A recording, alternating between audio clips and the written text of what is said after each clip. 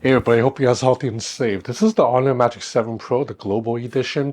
I've been using this phone for 3 weeks. The first week as my secondary phone, and then the next 2 weeks with my SIM card in there as my main phone. I have to admit, when I was first using this as my secondary phone that first week, I was a little bit disappointed because in terms of hardware-wise, it's not that big of a jump from the Honor Magic 6 Pro. It looks very similar. All the specs are mostly the same except you have a new silicon chip and a new zoom lens. And speaking of that new zoom lens, it is a 200 megapixel zoom lens with a 1 over 1.4 inch image sensor. Gigantic size for a periscope zoom lens. So I was excited because I thought, oh, are we getting the exact same zoom lens that's in the Vivo X200 Pro and X100 Ultra, aka the best zoom lens in the business? Well, I'm not sure if the hardware is exactly the same, but whatever the case, the Honor Magic 7 Pro zoom lens is very good in a vacuum and probably beats most phones, but still loses to the zoom lens of the Vivo X200 Pro or the X100 Ultra pretty handily. Like, I've taken probably 20 to 30 samples side by side, and I prefer the Vivo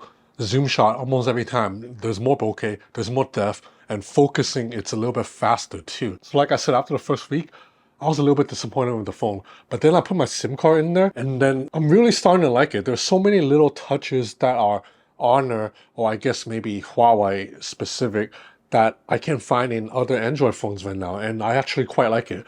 The first thing is Honor goes with a slightly wider display aspect ratio than everybody else. Everybody else is using 20 by 9. Honor is using 19.5 by 9. So it's a little bit wider, less stretched out vertically compared to other phones. So that means even if both of these guys have a 6.8-inch screen, the two phones side by side, I can see that the Honor Magic 7 Pro screen is a little bit wider, and that extra width from left to right makes a big difference for me when I'm typing, because I'm a very fast typer. I mean, on a keyboard, I type like 120 words per minute. I don't even look, I just pound. So with the digital keyboard, same thing. A lot of times I don't even need to look at the keys. I'm just like using muscle memory to type away. And I find that I get better accuracy on the Honor Magic 7 Pro or on the Honor Magic 6 Pro than I do on almost any other Android phone, just because the screen's a little bit wider. That makes the keyboard just a little bit more spacious. The second thing the Magic 7 Pro does that has grown on me is this wider than usual notch or hole punch. It houses a selfie camera and a 3D time of flight sensor. So that means this phone can do real 3D face scanning, like real face unlock. Now, I know face unlock is available on every Android phone now, but for everyone else, they're using 2D face unlock, using just one tiny hole punch camera. And I'm sorry, I don't trust a 2D face unlock for my smartphone when my entire life is in here. Like all my money, all my work stuff is in here. So I don't use Face Unlock with any other like Android phones, but I do use it with the Honor Magic 7 Pro. Even though there's still an ultrasonic fingerprint scanner here that's super fast and accurate, having Face Unlock, it's quite useful a lot of times because I'm always eating and using the phone, and I can unlock the phone without needing to put my finger on the screen. Or for banking apps, it's just cool to be able to open up the banking app and it just scans my face and then logs in automatically. With a lot of Android phones, I don't know if this is like a bug of Android or not, but if I have to use a fingerprint scanner for some banking apps, a lot of times it just won't let me jump straight into the app from the fingerprint. I'll put my finger on it and it'll still require me to put a password. So it always takes like an extra step for me to log into my banking apps on the Vivo or on the Xiaomi or on an Oppo. But with the Honor Magic 7 Pro, it's nice that PayPal, Chase, my Hong Kong bank, I just jump in there straight from a secure face unlock. This wider notch, it also houses a really cool eye tracking feature. If I get a notification that pop up at the top, if I look at it with my eyes, it will expand the notification. And if I keep my eyes locked onto it for more than like a second, it will actually open that app because it is tracking my eyes. Now you can turn this off if you want to. You don't have to use eye tracking. I'm just gonna demo it right now. I'm gonna message myself. Now watch, it's a pop up here, but I'm not looking at it right now. Now I'm gonna look at it, and you see a little dot? It's like tracking, and if I look at it longer, it opens the app. Now some people may say this is a gimmick, and I do admit, a lot of times if I'm already holding the phone, I don't really need to like use my eyes to open a notification. But again, it's useful if I have my phone on my side and I'm eating a hamburger and a message comes in, I can just look at it to expand. The third thing Honor is doing that's really grown on me is Magic OS is getting better and better, because if you guys remember my older Honor videos from like 2-3 years ago, I was never a big fan of Honor and Huawei's OS. I thought they were outdated looking.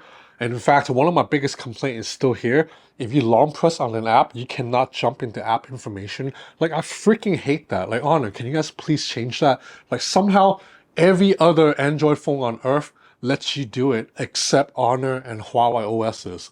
Anyway, I just jumped into a complaint, but overall, Magic OS, it's a huge improvement. I already mentioned this in my Honor Magic V3 review, but I really love the complete free-flowing home screen grid with folders that you can put into any size.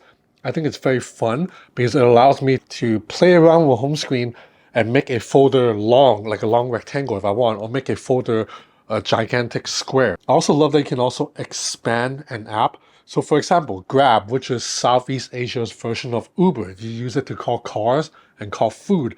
I like that. I have Grab expanded. So that means if I want to order food, I can just tap on the button and it jumps straight into Grab food. If I want to call a car, I tap into the car icon and it jumps straight into calling a car. So it saves me an extra step because with every other phone out there, I need to open Grab first and then tap food or car. Here it allows me to jump straight into it. On top of that, Magic OS has gotten quite a colorful makeover and a lot of customization, including a lock screen wallpaper that I really like. Like, this is one of the better looking wallpapers I have on any phone. And that is not always the case. I used to find Honor and Huawei's OS like a little bit outdated. It didn't feel young and poppy. It felt a little bit like kind of boring businessman. Like, now it's like, I like this wallpaper customization. I have a picture right here, and then behind it I have like a colorful, bold color palette, and I can play with that. I can mix the colors if I want. I can use another photo.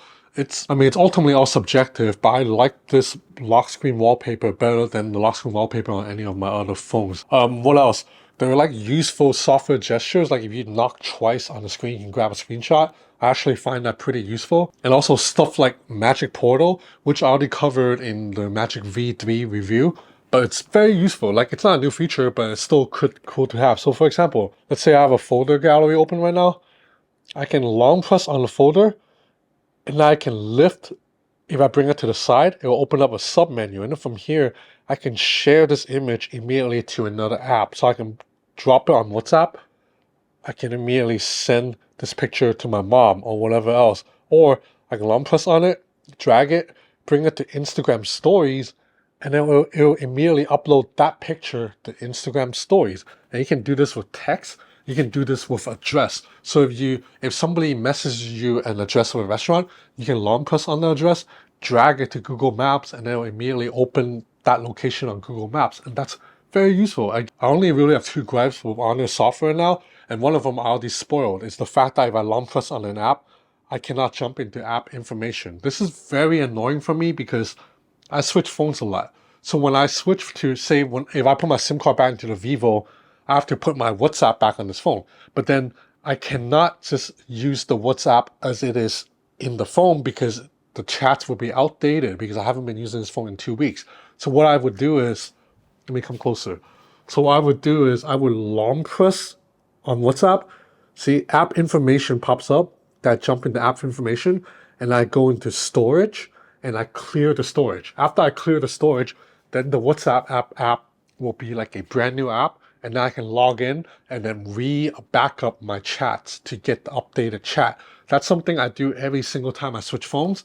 Somehow on Honor and Huawei devices, I cannot jump into app information directly on the home screen. I have to jump into settings, go to apps, find the WhatsApp app, and then do it from there. So that's like 3 steps, and it takes like 20 seconds when it's something that I can do on every other Android phone in 2 seconds. So that's first gripe.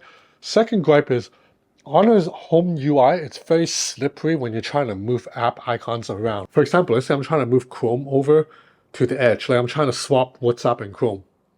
I'm going to long press on Chrome, and I'll bring over. You see, like, it will not do it. It thinks I'm trying to put a folder with WhatsApp when that's not what I'm trying to do. I want WhatsApp to move over right now so I can switch spots.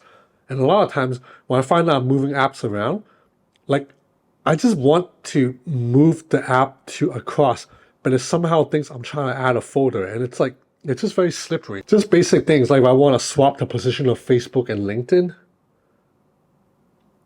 Okay, it did it this time, but a lot of times it will try to put into a folder. It's just like a little bit too slippery compared to other UIs out there. Otherwise, no complaints about the software. There are also a lot of AI features on here, like generative AI object eraser, AI text summary in Honor Notes.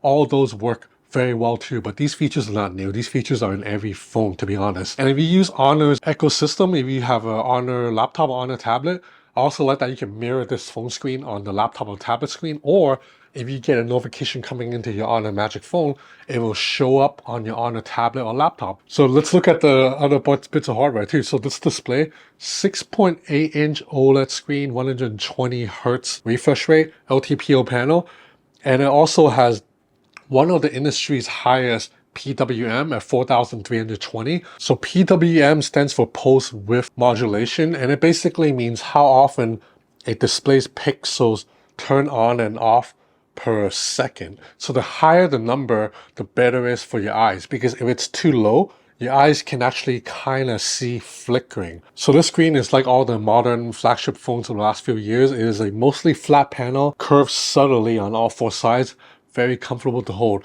This aluminum frame, very sturdy, and also does not attract fingerprints despite having a slightly glossy look to it. So that's very cool. The backside, unfortunately, I got this very boring dull black color. There's like another color that's like a white marble color. That one looks awesome. This, well, it looks a little bit dull. I still think the phone looks pretty good because it's so clean, but it's a little bit on the boring side. So this camera module now houses 3 cameras. One of them, it's a 50 megapixel main camera with a variable aperture between f1.4 and f2. However, unlike on the Xiaomi 14 Ultra or the Huawei flagship phones, the aperture only has 2 stops, f1.4, f2. That's it. It cannot go between like f1.6, f1.7, f1.8 the way like a Huawei phone can. And to be honest, I find it to be mostly gimmicky because the point of an aperture is to control how much light you take in, right? But you see right here, I'm shooting directly into the sun at f1.4 and at f2, and then the picture looks basically exactly the same. And you can see Samsung and Apple's best phones both expose the highlights pretty well, even without a variable aperture. And then of course, if you shoot with a wide open aperture f1.4, you get slightly better bokeh than f2. But then there's a lot of bokeh in f2 anyway, so it kind of doesn't matter. Like even on the Huawei phones or Xiaomi 14 Ultra, I would say it's slightly useful, but not really that useful. And on here, with the watered down version with just 2 stops, I would say it's a complete gimmick. I don't see a need to ever change to f2. But the main camera is very good, and Honor's color processing has improved a lot. I think Honor is now finally going in that same direction that all the other brands are going. It started with Xiaomi with the 12S Ultra. So basically, you know how if you take a picture of an iPhone, a Samsung, it's very like the image is very bright and very flat, very like HDR everywhere. There's like no contrast. And that look, it's really outdated, man, because starting with the Xiaomi 12S Ultra and then Vivo's been pushing it, they've gone for a new look, new color tuning where there's actually a little bit more contrast, like shadows are darker. There's even a little bit of grain in the photo, so it's not like super perfectly clear that it looks like it's like a fake image. Images just have these tones that are a little bit more raw, a little bit more organic. They look like they were captured with a real film camera. This is a trend that I'm going to credit Xiaomi and Vivo because they were the two that did the best job at it, that really pushed in that direction. And now Oppo has gone in that direction, and so has Honor. If you look at the photos, there's a little bit more of a vibe, more of a raw look to it than a couple of years ago when the shots were just overly bright HDR. Now you can actually have some shadows, actually have some contrast. And if you take portraits, that Studio Hardcore portrait mode is here. Studio Hardcore, if you don't know, they are a famous, iconic French photo studio that would take black and white portraits of rich people and celebrities. And Honor has partnered with Studio Hardcore to kind of use software algorithm to recreate that Studio Hardcore lighting. And you can see right here, some of the portraits look really good. So you can use the Studio Hardcore portrait here with the main camera or with that periscope zoom lens, which is a 3x zoom. I already spoiled that it is not as good as the Vivo zoom lens. Like almost every sample the Vivo zoom lens is just better. I don't know why, because the hardware here, it's identical. 200 megapixel f2.6 aperture, 1/1.4 inch image sensor. So in terms of hardware, this zoom lens is tremendous, but the Vivo zoom lens is just better. However, you have to keep in mind that Vivo has been the absolute king of telephoto zoom lens photography for the past like 2-3 years now. And Vivo's color processing is probably arguably best in class too. So nobody has been able to beat Vivo. It's not just Honor. Every freaking phone I've used has lost to the Vivo. So we removed the Vivo from contention and just compared the Honor Magic 7 Pro against everybody else, then suddenly it holds up very well and it's one of the best zoom lens on the market. Video performance is really good too with great stabilization. The only weakness here is the ultra-wide camera, and it's not even bad. It's a pretty good ultra-wide camera. It's just not as good as the other two cameras. So overall, of the three cameras, I really like the main camera, especially with the new color processing and the studio hardcore portraits. Excellent main camera.